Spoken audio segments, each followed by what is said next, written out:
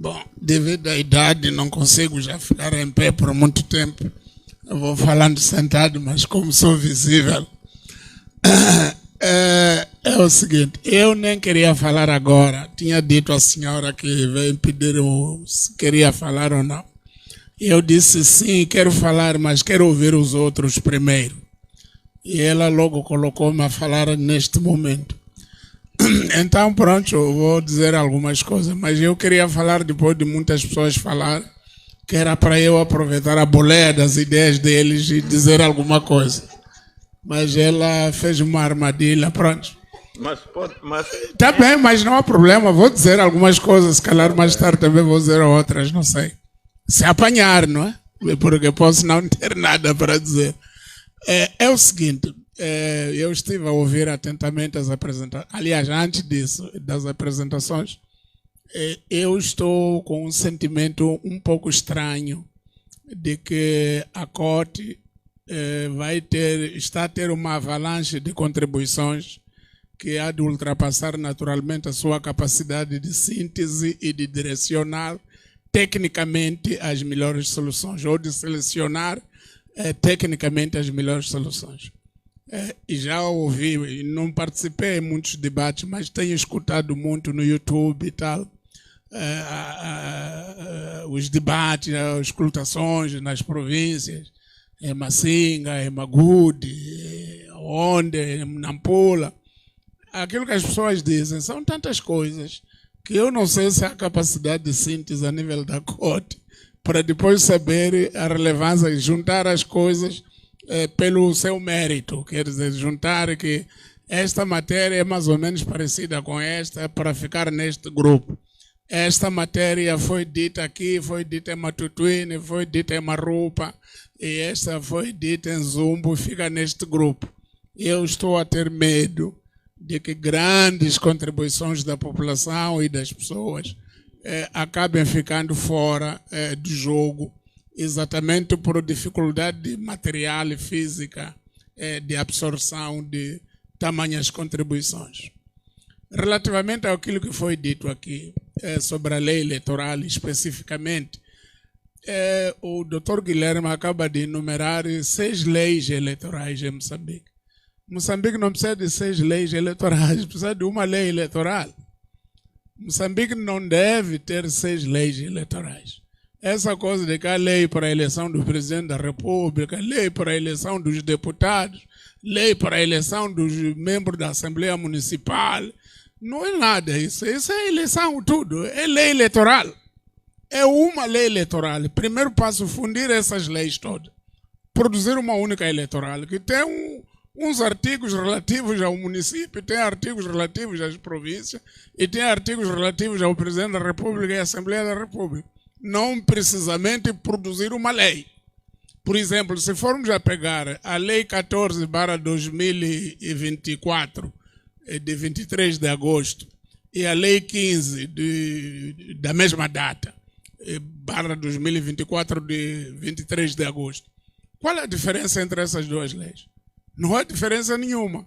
E até nos mesmos artigos e nas mesmas questões, uma lei diz que pode haver recurso aos tribunais distritais desde que as coisas tenham sido impugnadas na mesa, e o outro artigo, outra lei já não diz isso. Só diz que podem ser impugnadas. Quer dizer, as mesmas leis feitas no mesmo dia, a querer regular duas coisas iguais, acabam dizendo duas coisas diferentes.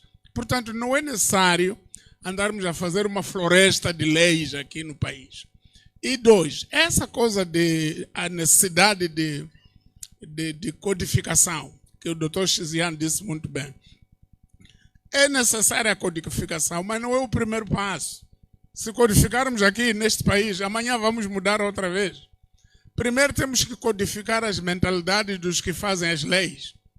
Temos que dizer o seguinte, ficar escrito como princípio eleitoral número 1, que em Moçambique não se produz nenhuma lei eleitoral faltando 12 meses ou menos para as eleições. Será um princípio importante. Quer dizer, naquele ano em que há eleições, não há nenhuma produção legislativa referente às eleições. Não se pode legislar eleições no ano em que se realizam. E essas leis 14 e 15 que eu fiz referência foram aprovadas quando as brigadas dos partidos estavam nas províncias a fazer campanha eleitoral. A campanha arrancou no dia 25 de agosto e as leis saíram no dia 23 de agosto.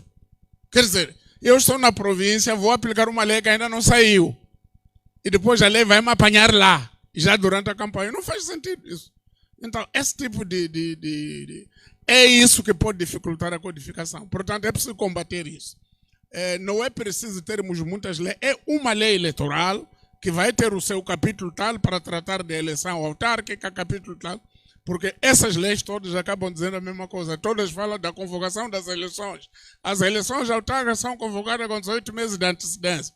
Outra lei. As eleições provinciais são convocadas com 18 meses de antecedência. Outra lei. As eleições legislativas, que raio de brincadeira é essa? Estamos a gastar papel. Então temos que eliminar isso. Agora, outra dificuldade das eleições, tirando esta parte inicial que é da floresta legislativa, tantas leis a quererem dizer mais ou menos a mesma coisa. A outra coisa que se verifica em Moçambique é aquilo que também o Dr. Xizian referiu, a questão do apuramento. As grandes dificuldades das eleições em Moçambique estão, na lei, 2, no apuramento, no sistema de apuramento que se aplica.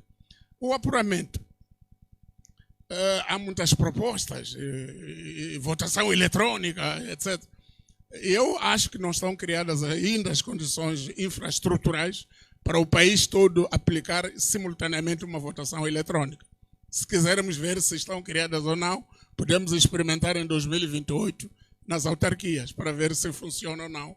Como as autarquias realizam em zonas relativamente urbanizadas, com alguma infraestrutura elétrica capaz de suportar a votação eletrônica, e não generalizar de uma vez só. Mas a coisa que é fazível, na minha opinião, é continuar esta votação manual, mas com a transmissão eletrônica de resultados. Quer dizer, faz-se a votação manual, tal como é feita agora, só que ali na mesa, no apuramento parcial, aqueles resultados que se diz, tantos votos válidos para o fulano, aquele voto válido para o fulano, esse canado imediatamente entra num servidor público que toda a gente pode visualizar. E aqueles votos transmitem-se automaticamente para uma central, a nível do STAI central na cidade de Maputo, que controla tudo, mas que eu, a partir de lá de Taninga, onde estou, posso ver esses votos já evoluir no meu laptop ou no meu smartphone. Posso ver que o fulano está a ganhar em Marupa. Aquele que estava a ganhar em Zumbo já está a descer. Aquele que estava em Balama, em primeiro lugar, já está ali. Aquele que estava não sei aonde, em Machaze. Quer dizer, eu posso visualizar a flutuação dos partidos, como se fosse a flutuação da moeda em bolsa de valor, sentado na minha aldeia. Por causa de quê? Por causa da transmissão eletrônica. Faz-se a transmissão eletrônica. E aquele voto, aquele boletim de voto manual é guardado, aquele edital, aliás, o edital que foi escanado e colocado no ecrã ou no ar, é escanado, mas o original continua. Mantém-se para servir de backup em caso de irregularidades. Então terminam aí as eleições. O resto é só transmitir. E elimina-se uma série de estruturas que temos ali, CD, o STAI faz o resto do trabalho para entregar os trabalhos a nível central e as eleições são resolvidas. A terceira parte onde as eleições em Moçambique são problemáticas é no contencioso eleitoral e na maneira como o Estado moçambicano quer o desfecho das eleições. Não sei se o Conselho Constitucional é a melhor opção para ser a pirâmide do processo eleitoral. Não sei.